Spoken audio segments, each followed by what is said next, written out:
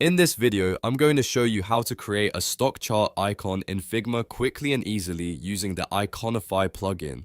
This is a simple workflow, but it's incredibly useful when you want clean, professional-looking icons for dashboards, finance apps, presentations, or UI mockups. If this tutorial helps you out, make sure to hit like and subscribe for more Figma tips and design tutorials. Let's jump right in. First, open your Figma file and make sure you're inside the design area where you want to place the icon. Once you're ready, look at the bottom toolbar and click the Actions icon. This is where Figma keeps a lot of helpful tools, plugins, and shortcuts that can speed up your workflow.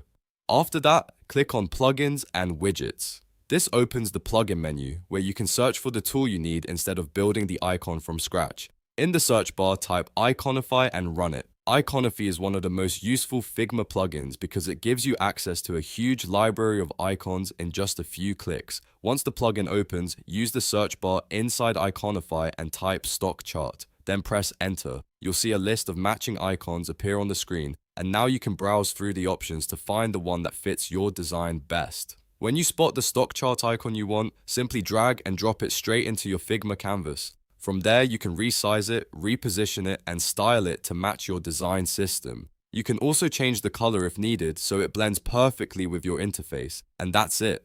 In just a few steps, you've created a stock chart icon in Figma using Iconify. This is a fast and efficient way to build cleaner designs without wasting time hunting for icons manually. If this video was helpful, don't forget to like the video, subscribe to the channel, and turn on notifications so you never miss a new tutorial. Thanks for watching, and I'll see you in the next one.